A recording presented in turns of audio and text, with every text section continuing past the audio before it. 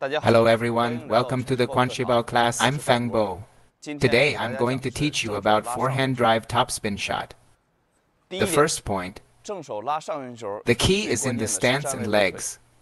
Firstly, about the stance for hitting. Stand approximately 1.2 meters away from the table, not too close, being too close to restore. Secondly, the left foot is slightly ahead of the right foot, and the stance is slightly wider than shoulder width. This is a basic stance. The entire weight should be forward-leaning. Don't have the entire sole touching the ground. Then the weight might shift backward. That can't exert force. Then, most of the weight is on the right foot. The pressure is on the right foot. The weight is on the right foot. If the weight is in the middle, you can't utilize the leg strength, so the weight must be on the right foot. The second point is the waist. Many players hit without using the waist, and thus lack power. Actually, the waist doesn't solely generate power. It also requires the legs to drive the waist. After standing, use the leg force to drive the waist, to rotate the waist, then exert force forward. Don't rotate the waist directly. This won't generate power either. So the waist is crucial. Before driving, the waist should be relaxed. The waist should be relaxed. At the moment of contact, the waist exerts explosive force. This is a complete exertion. The third point is the hand. Many people don't know how to exert force. Actually, the entire process of exertion is waist is led by the legs. Hand is led by the waist, and finally the hand and wrist. Some people ask, where should the racket be positioned during back swinging? How should the action be done? Actually, there's no specific parameter for this. It depends on everyone's exploration, because everyone's driving are different. So for a normal driving, as long as you rotate the waist, extend the hand, remember not to clamp the upper arm. Just relax a little, the rest will happen naturally. Then, let the waist lead the hand in hitting. Hitting in front of your eyes is fine. Whether a bit larger or smaller doesn't matter. As long as you can generate power, it's a good stroke. Many players ask, how to grip the racket when hitting the ball.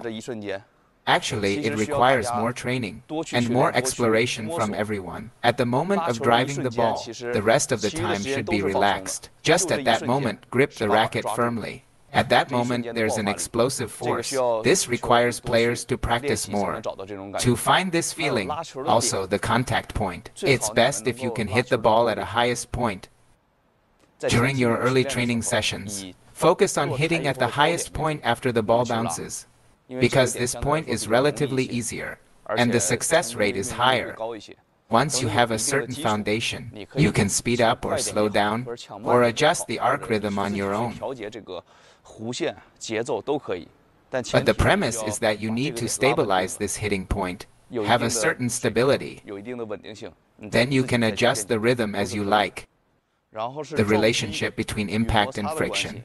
Many players don't understand what impact and friction are. Whether impact or friction comes first. I'm telling you now, it's definitely impact first and then friction. If friction comes first, when the ball is hit very thinly, there's no way to impact the ball. So the order is definitely impact first and then friction. Don't dwell on this point. What I'm saying is definitely correct. Because after the ball is impacted, it stays on the rubber for a while. So my ball has a longer dwell time. It's because it stays on the rubber for a while, so you can impact first and then add friction. The quality of the ball will be very high. Let me demonstrate for you. Even though you hear the impact sound, there's a lot of friction involved and the ball quality is very high. If friction comes first, listen again. You can't impact the ball, you only hear the rubber sound, the friction sound. So remember the order. It's definitely impact first and then friction. The angle of the racket face when hitting the ball. Remember two wrong points. One is the racket face being too downward, which means you have no hitting space, and you're prone to hitting the edge of the blade or missing the ball. So you shouldn't press the racket. The second is not to be too vertical. If it's vertical, you can't add friction. You can only impact. To add friction, you can only go up and down. So both of these racket face angles are incorrect. Lean forward a bit. Just lean forward a bit. And then hit the ball. This way you can impact first and then add friction. Only this type of racket face is the correct hitting form. These and these